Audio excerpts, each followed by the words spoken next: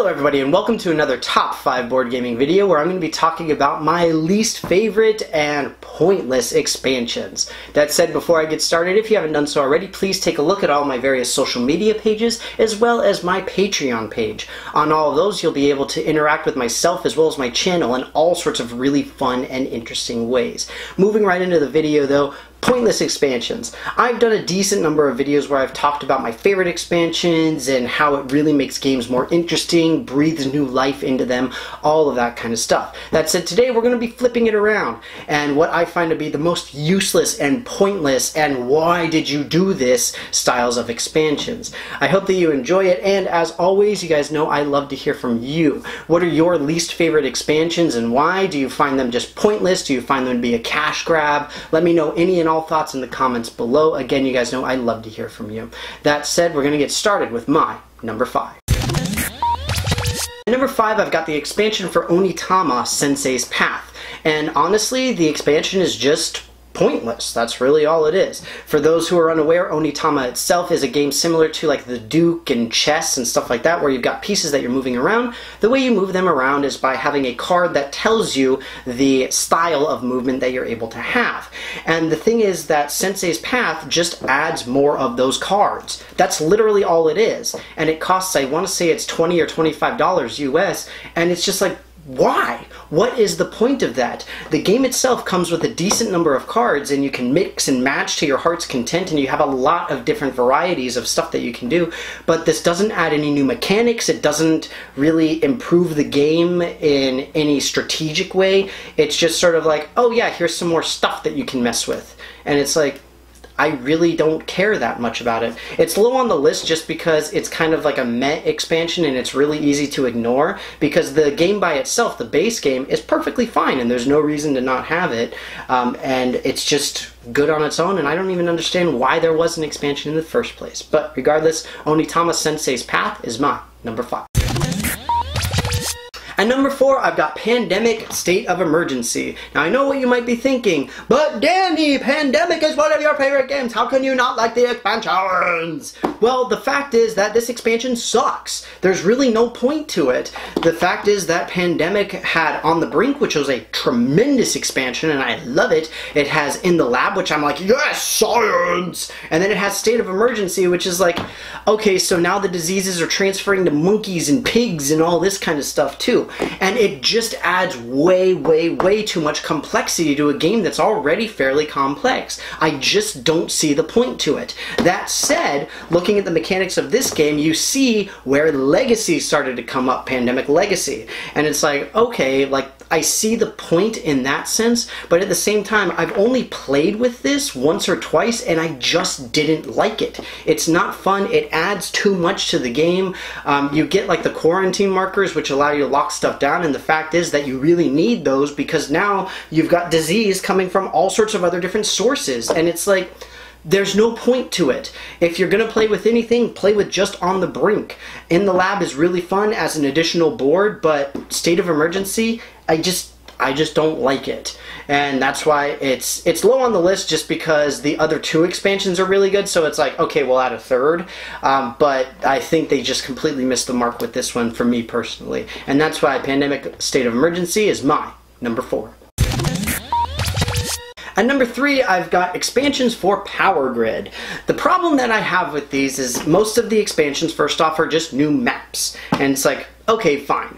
And the problem that I have with it is that there's a lot of maps to add. It's not inherently a bad thing, but I find the base game with the 2 maps perfectly reasonable, and it makes for great times and good replayability for this game. But at the same time, some of the new maps do add a couple of new and unique things, but by and large, it's just a new space to build your houses and power them up. And it's like, I don't understand the point of it. Like, I see the point to, I think it was Factory Manager, which is one of the expansions that actually added new stuff, and it added like an AI component so that you can play it solo. That's cool. But most of the map expansions are just like, here's a new area for you to explore and build up on. It's like, okay, and sometimes they change the market up a little bit and stuff like that, and it's like, it just doesn't change enough of the game to make it worth it for me personally. And just like with Onitama, the base game by itself is perfectly fine, and I've had no issues with just playing that and being perfectly happy with it. But it's middle of the list because yes, some of the map expansions do have a little bit of like, oh, that's kind of cool, but by and large it's just kind of like meh, and I really don't care. So, Power Grid map expansions, my number 3.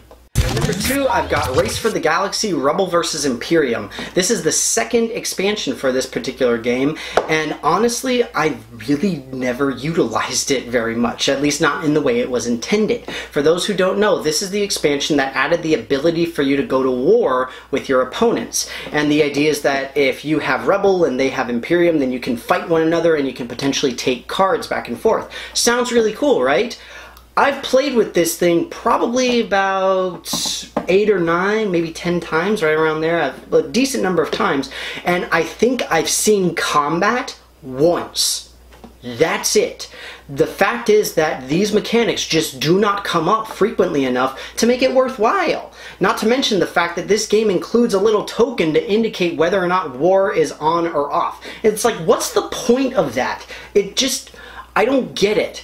And I think the big thing with this is that the Race for the Galaxy trilogy, actually I guess it's like a quadrilogy now, or maybe more than that, even pentrilogy. I don't know how many expansions there are, but either way, there is an overarching theme and a story to the entire game of what's going on. I'm like, that's cool, but I want to see the game mechanics behind it. And the fact is that war just does not come up. I have not been in a game where it came down to people fighting one another.